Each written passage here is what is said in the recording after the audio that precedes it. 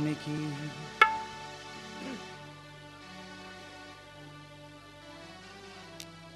नित्य स्तुति पत्रिका जिनके पास में है कृपया पाठ करें। अधरम मधुरम। हरे कृष्णा। अधरम मधुरम अधरम मधुरम नयनम मधुरम हसितम मधुरम हृदयम मधुरम जननम मधुरम मधुराधिपते रतिरम मधुरम वचनम मधुरम चरितम मधुरम वसनम मधुरम बलितम मधुरम चरितम मधुरम रमितम मधुरम मधुराधिपते रखिलम मधुरम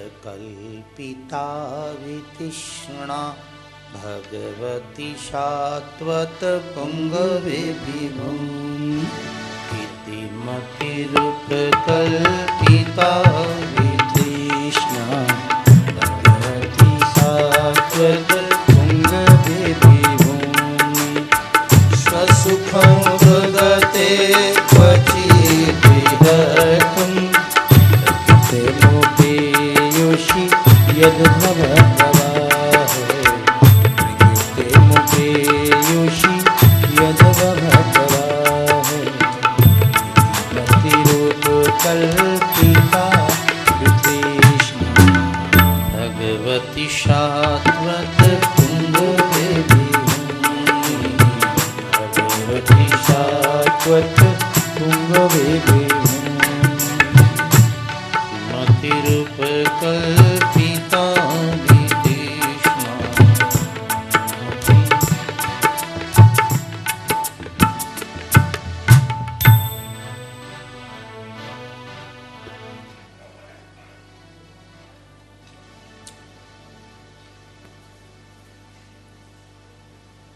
भगवान श्री कृष्ण की उत्तर लीलाओं का हम लोग श्रवण कर रहे हैं। 8 अध्याय तक हम लोग पहले स्कंद की सुने हैं और 9वें अध्याय में भीष्म चरित्र है। बाणों की सेज पर भगवान श्री कृष्ण का चिंतन करते हुए भीष्म पितामह जिस व्यक्ति को 1000 बाण लगे हों, काया में छेद छेद हो गए हों, ऐसी स्थिति में प्रभु का स्मरण रहना ये प्रभु की कृपा से ही संभव है। हमारे भी घर गृहस्थी में हजारों हजारों काम रहते हैं, काज रहते हैं। दुकान व्यापार कारखाना लगा लिया तो दुकान खुलवा ली, हजारों व्यापार। इन स्थितियों में प्रभु की याद रहना ये प्रभु की कृपा का ही फल है। भीष्म पितामह को हजारों बाण लगे हैं, हमारे हजारों काम लगे हैं। बहन का भरना भात है तो बुआ का लेना है तो उसका देना है। ऐसी स्थितियों में प्रभु का भाव रहना प्रभु की कृपा से संभव है। तो गेट बंद कर दे भैया, इसको ताला लगवा देंगे हम, तेरा आना जाना बंद होगा। अभी ऊपर से बंद करो, बार बार खोल देते इसको, पूरा बंद कर दो बस।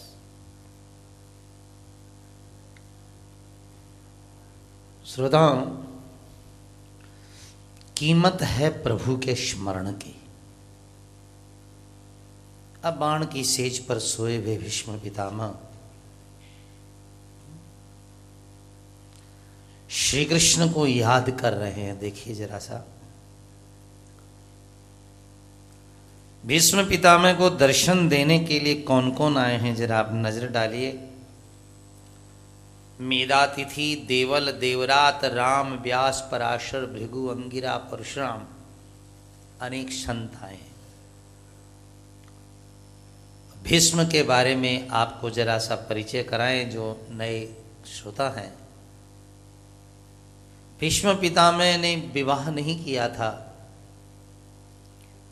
और आजीवन अपने पिता को खुश रखने के लिए, क्योंकि वो सत्यवती से विवाह करना चाहते थे और सत्यवती के पिता की शर्त थी कि इसके होने वाली संतान ही गद्दी पर बैठेगी।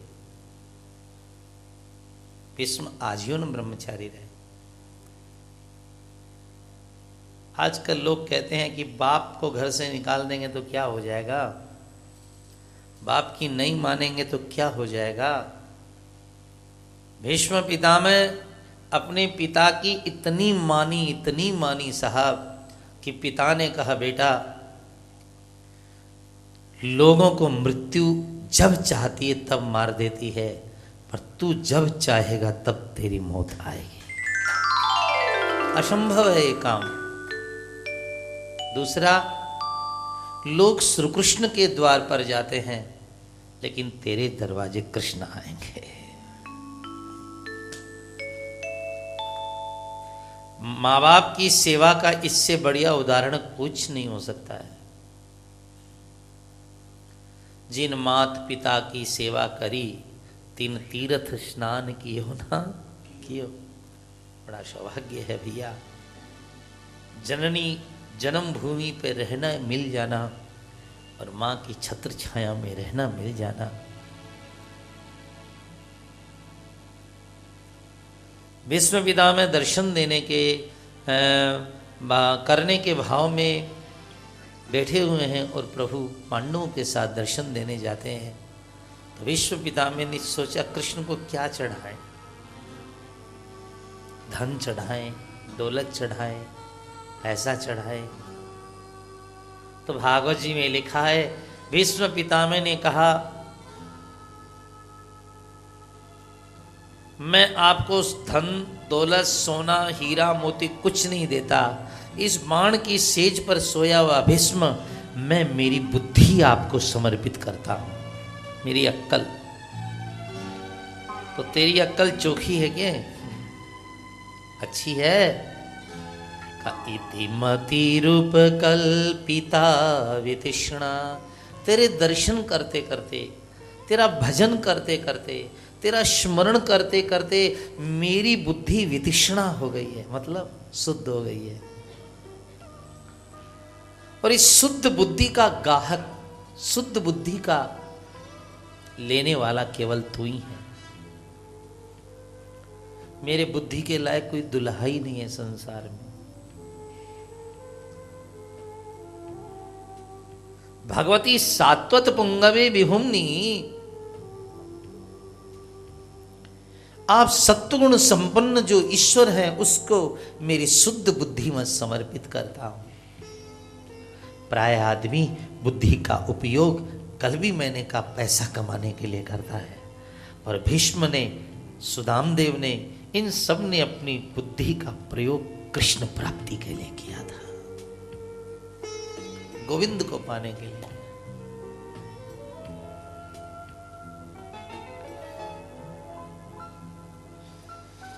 भीष्म जी बुद्धि पर बहुत जोर देते हैं। जवानी में शरीर ठीक रहता तो बुद्धि खराब रहती है। अभी कथा सुनने की चीज है क्या वृंदावन में? अभी बद्रीनाथ जाने का है क्या? अभी तो मौज करो, नए नए सिनेमे आ रहे हैं, नई नई चीजें चल रही हैं। जवानी में शरीर ठीक रहता है तो बुद्धि खराब रहती है, और बुढ़ापे में बुद्धि ठीक रहती है तो शरीर खराब हो जाता है। फिर तल्ला दो तल्ला चढ़ने में सोचना पड़ता है। शास्त्र कहता है जब शरीर ठीक है तभी बुद्धि ठीक हो, तभी प्रभु की कृपा होती है। हाँ, बासी फूल भगवान पर कभी नहीं चढ़ाया जाता है।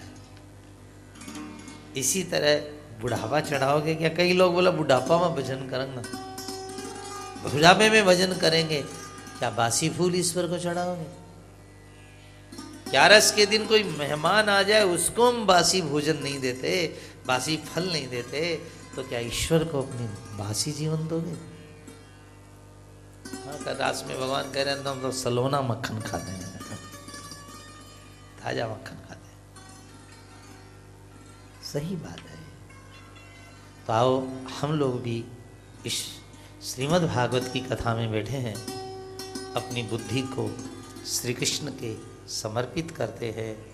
इति मति रूप कल्पिता वितृष्णा, इति मति रूप कल्पिता वितृष्णा, भगवती शाश्वत पुंगवे विभूति, भगवती शाश्वत पुंगवे विभूति, स्वसप्रमुख गते क्वचिद्विहत, प्रकृतिमुखे योषि यद्भव प्रवाह।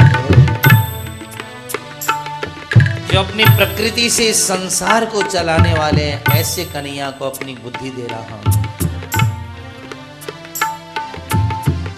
त्रिभुवन कमनम कमाल वर्णम, रवि कर गौरवरांबर दधान, वपुरलक कुलावृतानलाब्जं,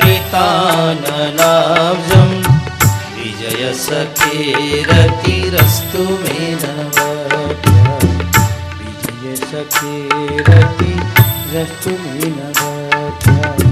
9 के अध्याय का 33 का श्लोक है। त्रिभुवन कमनम कमाल वर्णम, रवि कर गौरवरांबरम। बहुत सुंदर कहा है विष्णु जी ने। तो वहां जितने लोग बैठे थे सब बोले आपकी बुद्धि शुद्ध हुई तो आप कृष्ण को समर्पित कर रहे हैं।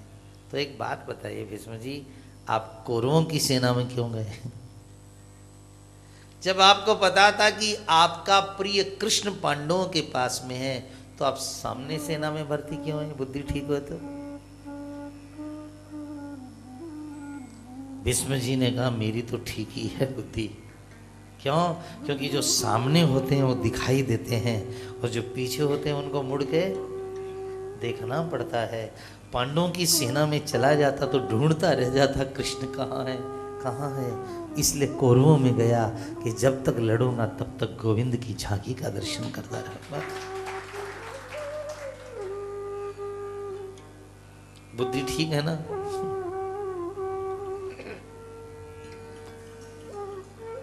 भीमसेन ने कहा दादाजी बुद्धि भी तो बिगड़ तो जाती है ना।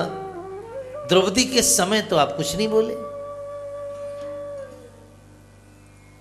विश्व पितामह ने कहा मैंने भरी सभा में पाप नहीं किया पर पाप को देखा। दुशासन खींच रहा, मैं देख रहा हूं।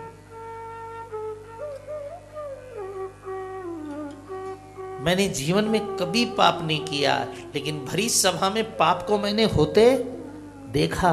इसका परिणाम है कि भगवान ने मुझे बाणों की सेज पर सुलाया है। यदि पाप करता तो पता नहीं मुझको कौन से नरक में जाना पड़ता। इसलिए पाप देखो भी मत। विष्णु जी कहते हैं मैंने पाप का दर्शन किया था, पाप नहीं किया था। क्योंकि मैं मेरे धर्म से बंधा हुआ था। मैंने जीवन, भीष्म जी के पूरे चरित्र में क्या है? धर्म। उन्होंने कभी धर्म का त्याग नहीं किया। अंबालिका को हरण करके ले आए थे। उसमें से एक लड़की बोली मैं तो दूसरे राजा से प्रेम करती हूँ, और वो चली गई। उस राजा ने कहा भीष्म ने जिसे हर लिया मैं नहीं ब्याह सकता। अब वो वापिस आई, मेरे से विवाह कर लो परशुराम अपने भीष्म जी। भीष्म जी ने कहा तुम उसके यहाँ गई तो मैं तुझे नहीं लूंगा। तो परशुराम जी के पास में गई। परशुराम जी ने अस्त्र शस्त्र उठा लिए, भीष्म सावधान, इससे विवाह करो। महाराज 20 दिन तक लड़ाई चली भयंकर। और भीष्म जी मैं विवाह नहीं करूंगा तो नहीं करूंगा, मैंने मेरे पिता को वचन दिया है मैं विवाह नहीं करूंगा।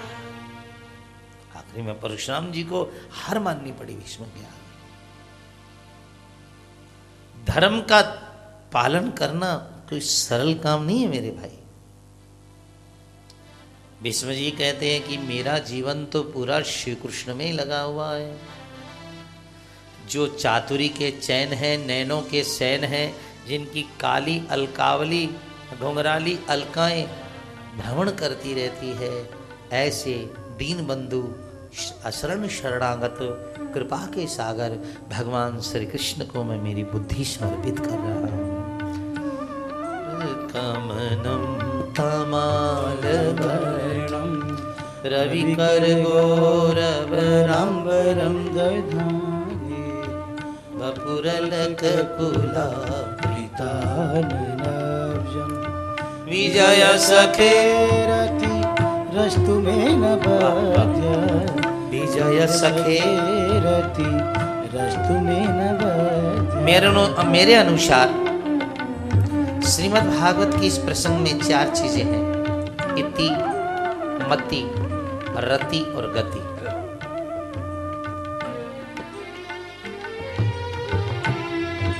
इति मेरी बुद्धि का अंत तुम्हारे में हो, मेरी मति तुम्हारे में हो, मेरी रति तुम्हारे में हो, और अंत में मेरी गति तुम्हारे में हो। त्रिभुवन कमनम तमालवर्णं रविकर गौरवराम्बरं दधाने वपुरलक कुलावृताननब्जम् विजय सखे रति रस्तु में न बध्य। सखे रति रस्तु में न बध्य। हे सखे, हे अर्जुन के सखा, रति रस्तु में न अवध्या, मेरी निष्कपट बुद्धि तुम्हारे में लगे। भीष्म जी ने मेली कुचेली गंदी बुद्धि नहीं चढ़ाई है। सत्संग में धो करके, भगवान के नाम में स्नान करा करके एक पवित्र बुद्धि परमात्मा को समर्पित की है। श्री डोंगरे जी महाराज कहते थे कि भगवान कभी अपवित्र वस्तु नहीं खाते हैं, भगवान सदा पवित्र वस्तु लेते हैं। भीष्म जी ने अपनी बुद्धि अपवित्र नहीं पवित्र बुद्धि दी है। इसलिए तो वे कहते हैं कि विजय सखे रति रस्तु में न अनवद्य, पाप से जो पवित्र हो चुकी है ऐसी बुद्धि मैं आपको समर्पित कर रहा हूं। हे श्याम सुंदर, मैं एक दृश्य भूल नहीं पाता हूं। अब देखो मरता हुआ व्यक्ति कैसी बातें कर रहा है। एक दृश्य मैं भूल नहीं पाता हूं, जब मैंने घोड़ों के पांव में बाण मारे उस समय आपका रथ उछल गया, और जब रथ उछला तो आपकी जो घुंघराली अलकाएं थी वो भी उछल गई, और जब वापस गालों पर वो अलकावलियां गिरी तो कुछ आंख के आगे आ गई थी, और आपने झटके के साथ हटाकर जो मुझे देखा वो तुम्हारा देखना हम भूल नहीं पा रहे हैं। संस्कृत सुनिए, देखो भागवत क्या कहती है। युधि तुरगरजो विधूम विस्रक, युधि तुरगरजो विधूम विस्रक, घोड़ों के टापों से उच्छलित हुई कुछ ललित श्रमवार्य लंकृतास्ये मम निशित शरीर विभद्यमाना त्वचिविलशत कवचेस्तु कृष्ण आत्मा।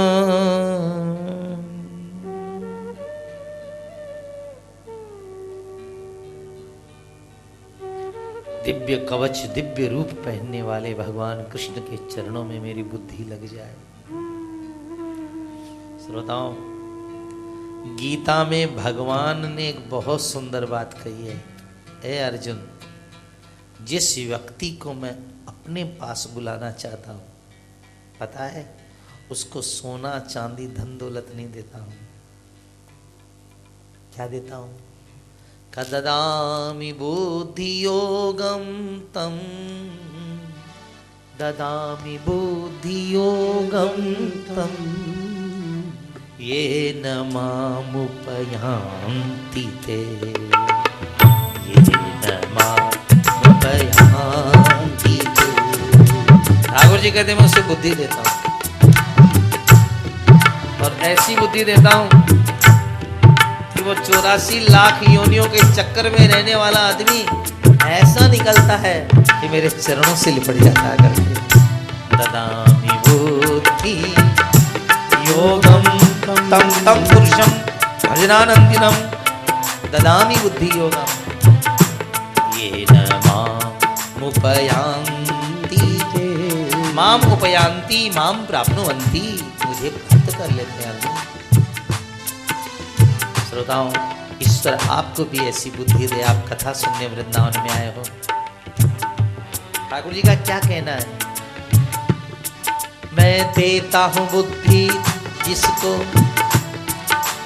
भवसागर से वो तर जाता, भवसागर से वो तर जाता। हर लेता हूं जिसकी बुद्धि वह पाप के कीचड़ में फंस जाता, वह पाप के कीचड़ में अति पाप करने का मन करे, अति झूठ बोलने का, अति संसार पाने का मन करे तो सोचना चाहिए भगवान ने बुद्धि छीन ली। अति भजन करने का, अति कीर्तन करने का, अति ठाकुर जी को याद करने का मन करे तो सोचना चाहिए ठाकुर जी ने बुद्धि की भेंट दी हमको। श्रोताओं, ये मस्तक में हमारी बुद्धि रहती है। मरने के पहले इस लड़की का, ये बुद्धि का विवाह ठाकुर जी से करना, कहीं तुम कुंवारी ही नहीं मर जाए तुम्हारी बुद्धि, कुंवारी न रह जाए।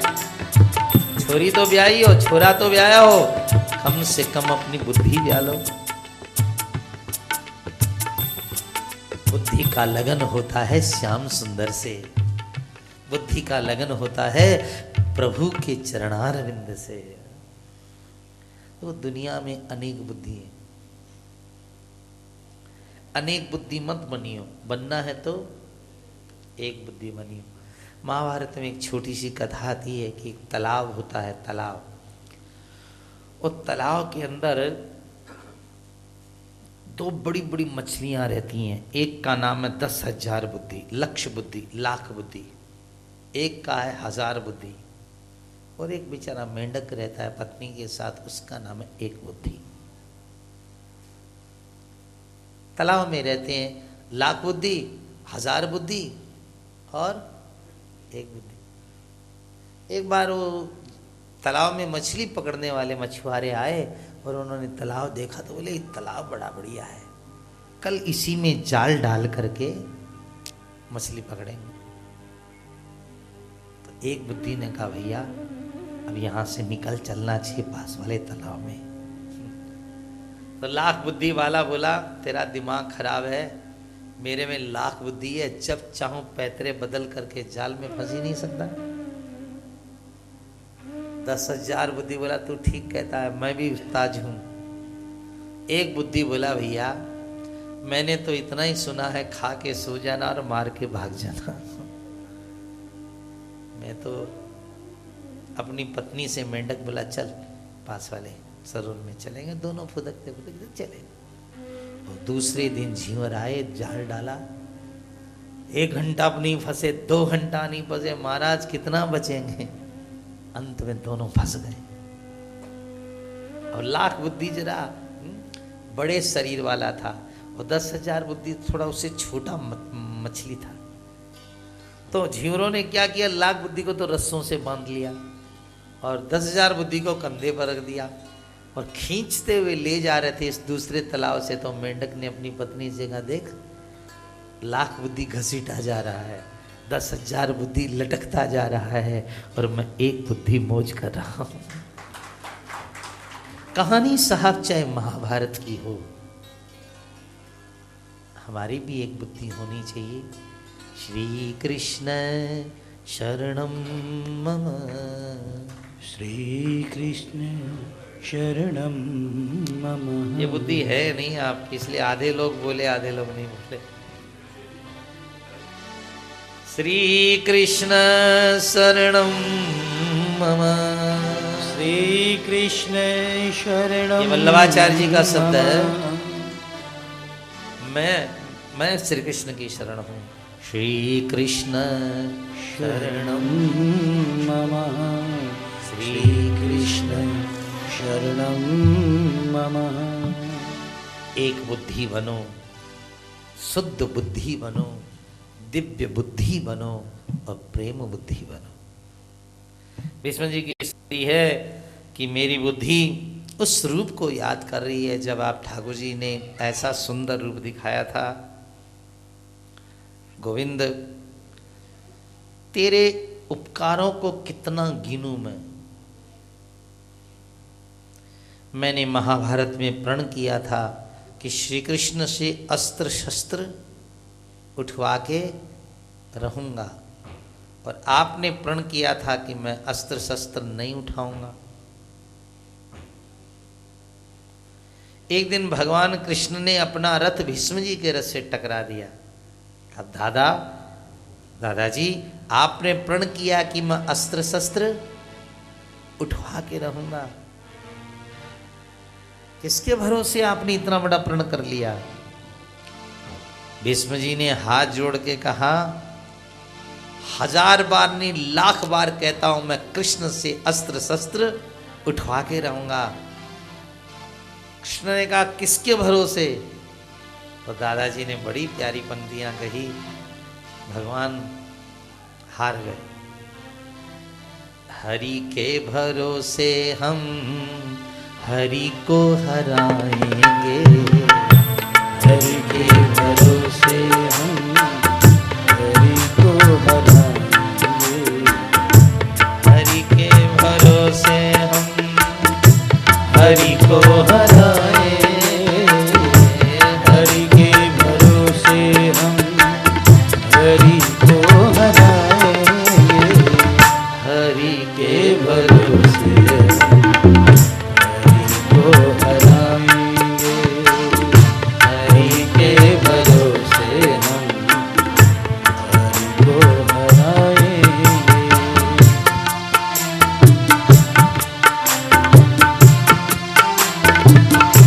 स्वामी का तमपहाय मत्प्रतिज्ञा मृतमधिकर्तुमवप्लुतो रथस्था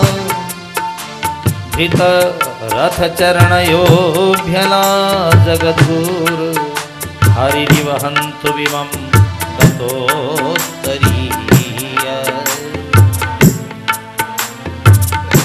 और एक दिन भीष्म पितामह ने इतना भयंकर रूप बनाया कि दोपहर होते होते पांडवों के 3 लाख सैनिकों को मार डाला। भीष्म मानी भयंकर, मौत भी कुछ नहीं बिगाड़ सकती उस व्यक्ति का, वो चाहेगा जब मरेगा। 3 लाख सैनिकों को मार डाला। भगवान ने कहा अर्जुन लगता है आज ही महाभारत का निर्णय हो जाएगा, बाण मार नहीं तो भीष्म आज सबको खत्म कर देगा। अर्जुन बोला जिन पितामह की गोद में खेला मारा नहीं जाता कृष्ण। भगवान ने कहा तू न मारे तो मैं मारूंगा, और उछल करके कूदे भगवान। तो कूदे तो गतोत्तरीय, उत्तरीय मनी दुपट्टा धरती पर गिरा ठाकुर जी का, गतोत्तरीय मानो धरती माँ कह रही हो सत्य से मैं टिकी हूं, और आप ही यदि सत्य छोड़ दोगे तो धरती कैसे टिकेगी ठाकुर जी। गतोत्तरीय। भगवान ने रथ का चक्का उठाया, भीष्म को मारने चले। भीष्म ने उसी समय में शंख ध्वनि की जोरदार, मैंने कृष्ण की प्रतिज्ञा तोड़ा दी। अर्जुन ने आकर चरण पकड़ लिए, ना ना ना, चलाइयो मत, चलाइयो मत, मेरे कारण आपकी प्रण टूटे तो फिर मेरा भक्त बनना बेकार है, एक मौका दीजिए।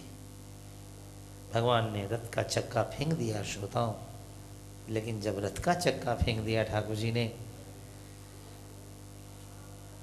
पितामह भीष्म ने गोविंद की तरफ देखा, लला तेरी प्रतिज्ञा टूट गई। भगवान मुस्कुरा दिए, बाबा आपकी तो रह गई। भीष्म पितामह जी हम तो भक्त वत्सल है। ठाकुर जी क्या कहते हैं, हम भक्त वत्सल है। आपकी बड़ाई में हमारी बड़ाई है, आपकी नीचाई में हमारी बड़ाई है।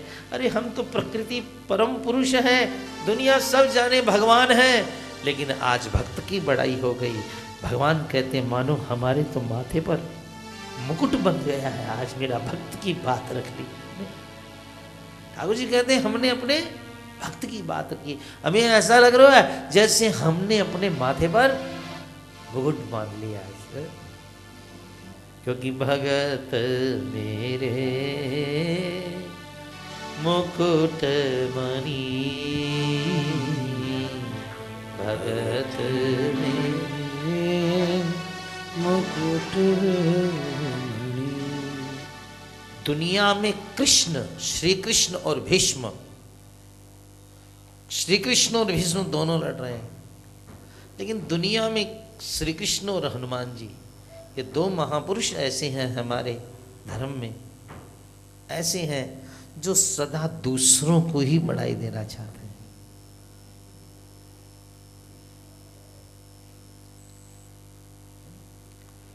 दूसरों को ही सदा बढ़ाई दिलाना चाहते हैं, कभी अपने बढ़ाई लेना नहीं चाहते। सुग्रीव को राज दिलाया था हनुमान जी ने, लंका पार गए थे हनुमान जी, द्रोणाचल लाए थे हनुमान जी, लक्ष्मण को जिलाया हनुमान जी, तो अयोध्या की गद्दी भी लेंगे क्या हनुमान जी? कभी जीवन में नहीं सोचा कि मैं अयोध्या की गद्दी लूं ना। दिलाना जानते हैं, लेना नहीं जानते। श्री कृष्ण जी का भी स्वभाव है कि कोई मेरा प्रेमी, कोई प्रिय भक्त बन जाए तो मैं उस भक्त को ऊंचा से ऊंचा बनाऊं, बड़ा से बड़ा बनाऊं। ये ठाकुर जी का स्वभाव है। 10वें स्कंद में एक कथा है कि बड़ी सुंदर, अभी सुना दें आपको, उस समय तो हड़बड़ में रहेंगे। बड़ी सुंदर कथा आती है कि एक ब्राह्मण के बच्चे मर जाते थे, जन्मा और बेटा मर गया, फिर जन्मा फिर मर गया, एक एक करके द्वारिका में उसके 7 बेटे मर गए। वो ब्राह्मण हर बार लाश ला करके द्वारका के दरवाजे पर अर्घ देता और 10-20 गारी भी दे देता कि यहाँ का राजा बेकार है, यहाँ का राज्य बेकार है, अरे मेरे बच्चे जन्मते ही मर जाते हैं, ये राजा का दोष है। एक दिन अर्जुन आया हुआ था, इतनी गालियां सुन करके कृष्ण की तरफ बोला कि मौत आती है और मार करके ब्राह्मण के बच्चे को चली जाती है, आप क्या करते हैं? भगवान ने कहा अर्जुन तेरे जितना बाण चलाना हमको थोड़ी आता है। अर्जुन ने ब्राह्मण से कहा पंडित जी अब की बार कब होने वाला बच्चा मुझे बुला लीजिएगा, मौत की ताकत नहीं है कि आपके बच्चे को मारे। चलो बच्चा जब होने वाला था अर्जुन को बुलाया गया और अर्जुन ने गांडी ऊपर लाखों बाण चढ़ा डाले और घर को एकदम हवा भी नहीं घुसे। ब्राह्मणी के बच्चा हुआ, रोया, और दिन लाश तो मिलती थी, आज तो लाश भी गायब।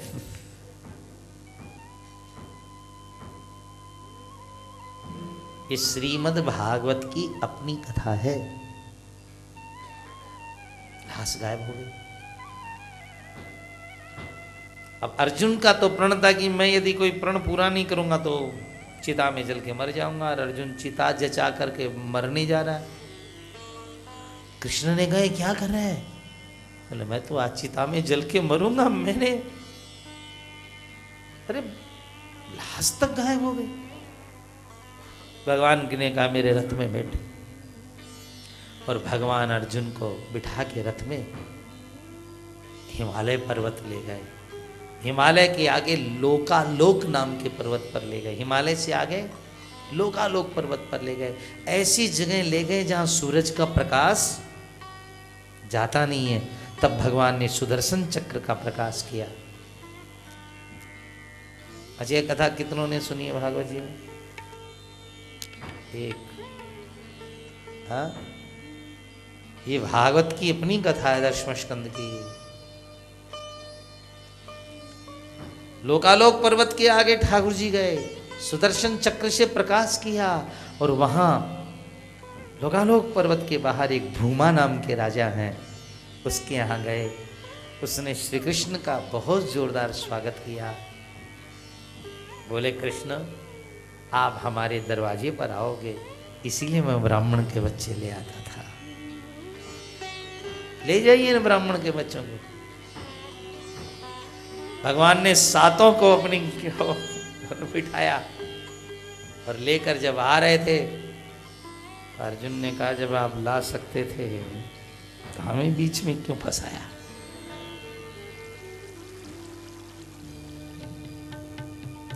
भगवान ने कहा अर्जुन द्वारिका वाले तो जानते मैं भगवान हूं, लेकिन मैं ये दिखाना चाहता हूं द्वारिका को कि जो कृष्ण नहीं कर सका वो कृष्ण भक्त अर्जुन ने किया।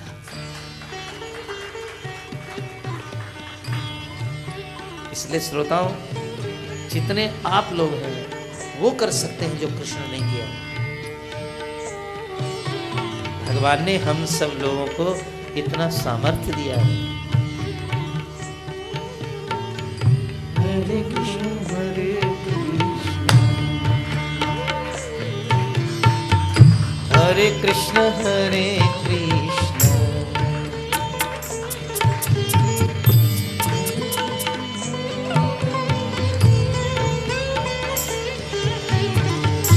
हरे कृष्ण हरे कृष्ण कृष्ण कृष्ण हरे कृष्ण हरे कृष्ण।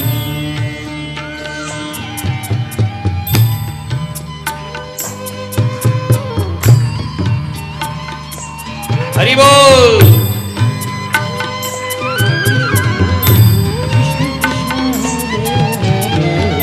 हरे कृष्ण हरे कृष्ण हरे कृष्ण हरे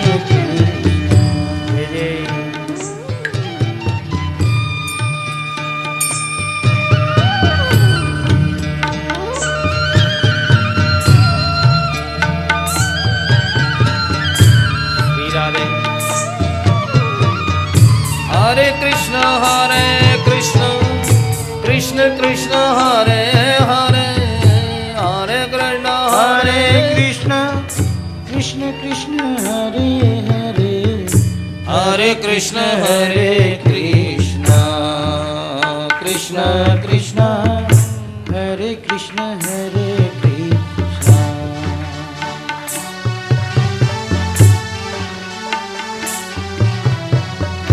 इति मति रूप कल्पिता कृष्ण भगवती शाश्वत पुंगवे विभूमि स्वसुखम प्रगते त्वचिद्विहर्तुं प्रकृतिमुपेयुषि यद्भव प्रवाह त्रिभुवन कमरं कमालवर्णं रविकर गौरव रंबरं दधाने वपुरलककुलाभृताननाभ्यं विजय सखेरति भगवान श्री कृष्ण के चरणारविंद में भीष्म पितामह ने अपने प्राणों को समर्पण किया, लेकिन समर्पण के पहले अपनी बुद्धि को अर्पण किया। भजन के द्वारा बुद्धि ही पवित्र होती है। साधना करो कि मरने के पहले हमारी बुद्धि शुद्ध हो। जीव बुद्धि का उपयोग प्राय धन कमाने में ही लगाता है, पर वैष्णव वो है जो अपनी बुद्धि का प्रयोग श्री कृष्ण की प्राप्ति में लगाता है। परम धन श्री कृष्ण है। और भीष्म पितामह को मुक्ति दे करके जब तिलांजलि देने का समय आया कि भीष्म पितामह को तिलांजलि देनी चाहिए, तो भैया लोगों ने गंगा में खड़े होकर के गंगे को तिलांजलि दी, लेकिन भगवान श्री कृष्ण ने आंसुओं से तिलांजलि दी। बड़े रोए। तो उद्धव जी आए हुए थे, बड़े बड़े लोग कृष्ण जी को लेने आए थे, क्योंकि द्वारिका जा रहे हैं, भगवान लेने के लिए आए हैं। तो भगवान ने जब आंसुओं से तिलांजलि दी तो उद्धव जी ने कहा, महाभारत में आपका सगा भांजा मरा, इतने लोग मरे, द्रौपदी के 5-5 बेटे मरे, आपको एक आंसू तक नहीं आया। और आज ये भीष्म पितामह मर गए, बूढ़े सफेद दाढ़ी वाले, तो आप रो रहे हो। भगवान ने कहा, ऊधो मोये, सूरदास जी ने भाव रखा है, ऊधो मोये संत अति ही पिहारे। हम संतन के संत हमारे, इतने लाखों मरे, हमें कोई दुख नहीं हुआ, लेकिन आज मेरा भक्त भीष्म ने अपने प्राण त्याग दिए। भीष्म जी के भावों से विश्व का कल्याण हो रहा था। देखो, जीव रोता है अभाव में, रोटी नहीं, कपड़ा नहीं, मकान नहीं, और दूसरों का देख ले तो आदमी रोएगा। जीव सदा रोता अभाव में, और ठाकुर जी भक्त रोता है भाव में, लेकिन हमारे ठाकुर जी भी रोते हैं। भागवत जी में लिखा है, ठाकुर जी रोते हैं स्वभाव में। अपने प्रियजनों के लिए आंसू बहाना तो इनका काम है साहब।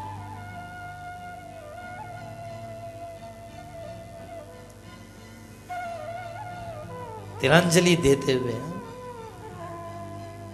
भीष्म जी के कोई बेटा नहीं था, पर जब से कन्हैया को देखा तब से ये कमी भी नहीं खल रही थी कि हमारे बेटा नहीं। बस मन ही मन बातें थी। भीष्म का अंतिम संस्कार भगवान कृष्ण ने स्वयं रह करके किया, मानो जिसका कोई नहीं होता है उसका श्री कृष्ण है। ब्रह्मचारी भीष्म का श्राद्ध अंतिम श्री कृष्ण ने किया। ये बड़ाई है कन्हैया की। हमारे राजस्थान में कर्माबाई हुई। भगवान को उन्होंने खिचड़ा खिलाया। पिता ने आके बताया, बेटी वो तो भगवान थे, तो उन्हें किसको खिला दिया खिचड़ा। कर्माबाई को जब ज्ञान हुआ कि भोलेपन में धावलिया का पर्दा लगा करके मैंने ठाकुर जी को भोग कर पधरा दिया, जब ज्ञान हुआ तो वृंदावन आ गए। वृंदावन आ बसी, वृंदावन में रहने लगी, यही ठाकुर जी को भोग लगाती, रोज खिचड़ी का भोग लगता, भगवान भी रोज पावे आ जाते। समय बीतता गया। भक्तमाल में लिखा है कि एक दिन कर्माबाई मर गई। कर्माबाई जब मर गई, उस समय सनातन गोस्वामी, रूप गोस्वामी, बड़े बड़े संत थे हमारे वृंदावन में। तो सबने कहा कि बाई के तो कोई बेटा भी नहीं है, अब आग कौन लगाए। तो उस समय एक नीलमणि सुंदर बालक आया, बोला ये तो मेरी माँ है, और लेकर के गए स्मशान में। वहाँ उसने अग्नि दी, संस्कार किया। उसके बाद में वो अंतर्ध्यान हो गया। तब सब लोगों को, जितने संत गए थे, उनको होश आया, अरे कर्माबाई तो ठाकुर जी को अपना बेटा मानती थी। भक्तमाल में ऐसा लिखा है कि जब कर्माबाई मर गई, उसके बाद भी उस मंदिर में जहाँ पे कर्माबाई रहा करती थी, उस मंदिर में रात के 12 बजे रोज रोने की आवाज़ आती, मुझे खिचड़ी खानी है, मुझे भूख लगी है, मुझे ग्यारस नहीं करनी है, मुझे भूख लगी है, मुझे खिचड़ी खानी है, मुझे खिचड़ी खानी है, मुझे भूख लगी है, मुझे एकादशी नहीं करनी है। रात को रोने की जब आवाज आती थी साहब, तब सनातन गोस्वामी जी ने सभा बिठाई और बिठा करके कहा कि इस मंदिर में रोज खिचड़ी का भोग लगेगा। ठाकुर जी हैं, हम भक्तमाल, बड़े भक्तमाली जी के साथ गए थे उस मंदिर में दर्शन करने। तुम्हारा श्री नहीं है तो कहने का मेरा इतना है, भीष्म पितामह जैसे महापुरुषों ने आज भी माघ के महीने के अंदर शुक्ल पक्ष में जो अष्टमी आती है, उसका नाम क्या होता है? भीष्माष्टमी। उस दिन चाहे पिता हैं मौजूद, वो व्यक्ति भी, पिता हैं वो व्यक्ति भी भीष्म के नाम से तिलांजलि देता है, उसके पितृश्वर लोग वैकुंठ के वासी हो जाते हैं। याद रखिएगा, माघ शुक्ल अष्टमी भीष्म अष्टमी है। उस दिन कोई भी आदमी तिलांजलि दे सकता है, भीष्म जी का नाम लेकर के, भीष्म तस्मै स्वधा कह करके। उसके पितृ कभी नरक में नहीं रह सकते हैं। कर्मकांड में भीष्म पितामह को बहुत ऊंचा बताया गया है। ऐसे भी हम लोग जो श्राद्ध कर आते हैं, श्राद्ध होता है, तर्पण होते हैं, तर्पण के अंदर हम आज भी भीष्म को तर्पण करते हैं, क्योंकि भीष्म का पुत्र भगवान कृष्ण था, जिन्होंने उनको अंतिम में दर्शन दिया। और देखो कितनी बढ़िया बात श्रीमद् भागवत जी में लिखी है कि दुनिया पर हुकूमत बांके बिहारी चलाते हैं, पर भीष्म जी ने श्री बांके बिहारी पर हुकूमत चलाई। सदैव देवो भगवान प्रतीक्षताम कलेवरम यावदिदम हिनोम्यहम। जब तक मैं शरीर नहीं छोड़ू, मेरे सामने खड़े रहो। कितनी बड़ी हुकूमत चला रहे हैं। और हुकुम खड़े नहीं रहो, प्रतीक्षताम, प्रतीक्षा करो हमारे मरने की। भगवान खड़े हो गए तो भीष्म जी ने डांटा, इस तरह कंजूस की तरह मत खड़े रहो, चेहरे पर जरा मुस्कान हो, आंखों में जरा खुमार हो, होठों में जरा लाली हो, इस तरह खड़े हो, क्या खड़े वैसे।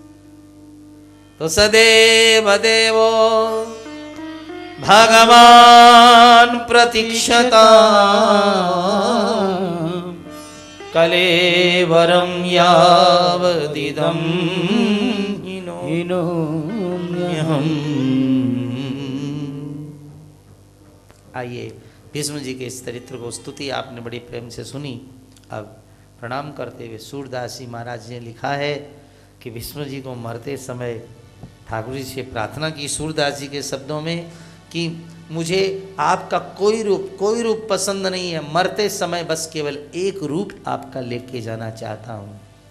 सो छवि नैनन माही रही, सो छवि नैनन माही रही, सोच गाइए नैनन माही रही, सोच छवि नैनन माही रही।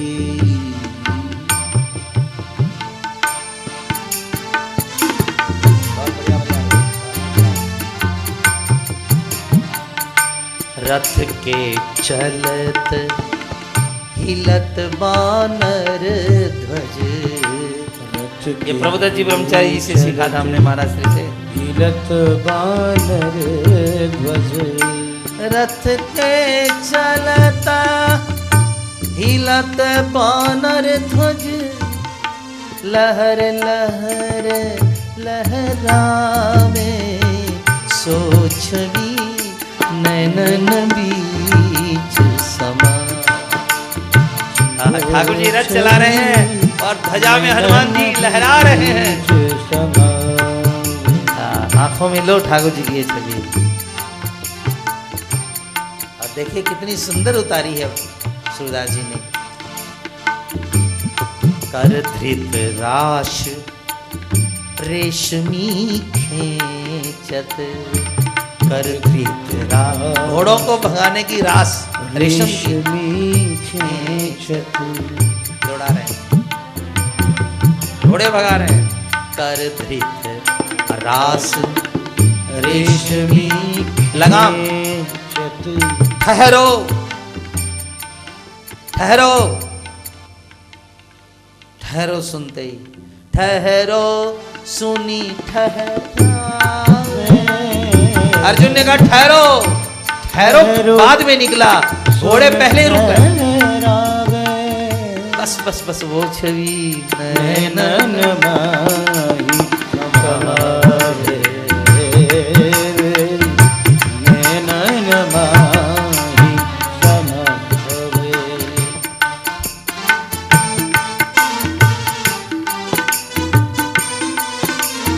जय हो भीष्म महाराज की।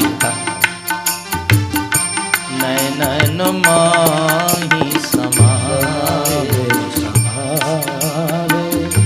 सो छवि नैनन माही समावे। ज़्यादा भजन की आवश्यकता नहीं है, लेकिन ये भजन नहीं, सूरदास जी के एक भाव हैं। कर धृत राश रेशमी खींचत, और ठहरो सुनी ठहरा। महाभारत में कृष्ण की एक छवि बहुत सुंदर है, भक्तों के ध्यान करने लायक एक छवि है महाभारत में। फोटो चित्र है ठाकुर जी का। 2 हाथ वाले ठाकुर जी 4 हाथ का काम कर रहे हैं। ये बड़ा सुंदर दृश्य है। श्री कृपा शंकर जी महाराज को एक बार सुनाया, बड़े आनंदित हो गए थे सुन के। बड़ा सुंदर है ये भाव। 2 हाथ वाले 4 हाथ का काम कर रहे हैं। जयद्रथ वध की कथा है। सूर्यास्त होने के पहले यदि जयद्रथ को नहीं मारूं तो अर्जुन ने कहा मैं चिता में जल के मर जाऊंगा। और उस दिन कौरवों ने सारी सेना आगे लगा दी, आपको पता है। अर्जुन भी कम नहीं था। उस अर्जुन ने उस दिन एक दिन में 7 लाख सैनिकों को सल्टाया। कितने? एक आदमी मार सकता है, पर उसका नाम भारत। उस इसका सारथी कौन है? श्री कृष्ण। कर्ण कहता है, हे भीष्म पितामह, यदि 1 घंटे के लिए नहीं 1 मिनट के लिए कृष्ण जैसा सारथी मिल जाए तो 1 करोड़ अर्जुनों की लाश बिछा दूंगा। कृष्ण सरिस जो सारथी पाऊं तो कोटिक अर्जुन मार गिराऊं। करोड़ अर्जुन मार डालो, कृष्ण जैसा सारथी मिल जाए।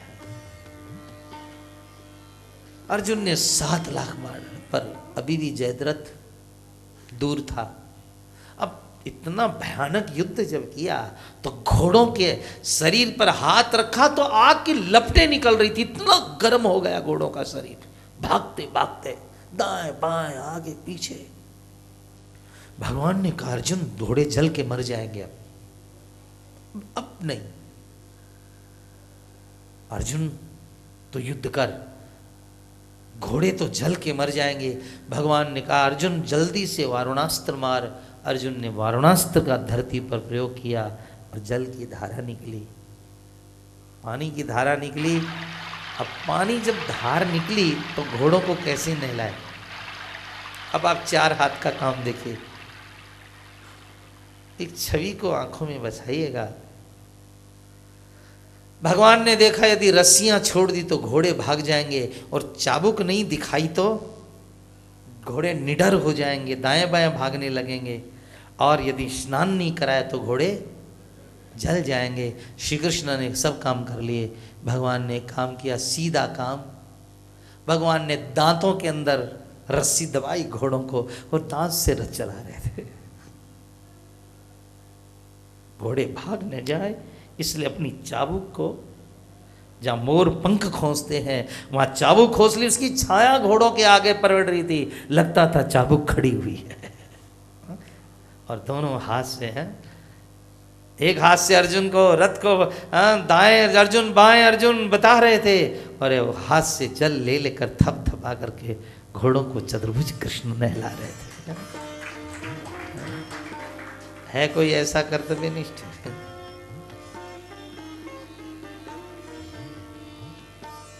भैया, पांडव सोते थे शिविर में और भगवान कृष्ण सोते हैं घुड़साल में।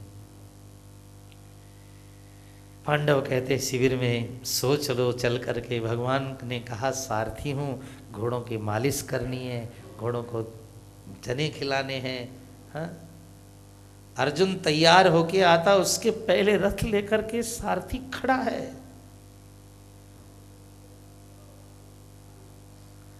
अर्जुन बैठता है रथ के ऊपर और श्री कृष्ण बैठते हैं रथ के नीचे।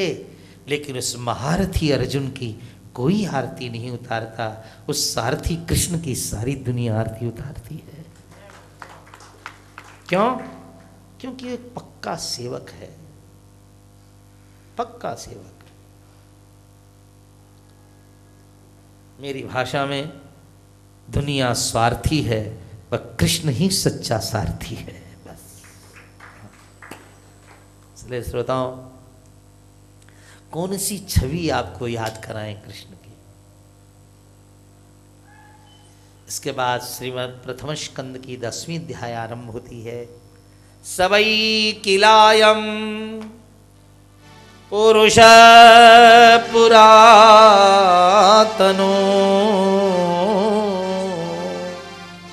आज भगवान कृष्ण द्वारिका जा रहे हैं। सारी स्त्रियां, सारे हस्तिनापुर के लोग रो रहे हैं कि आज हमारी धरती सौभाग्यहीन हो जाएंगी। आज 100 चंद्रमाओं को रूप वाले कृष्ण को देखते थे, आज हमारे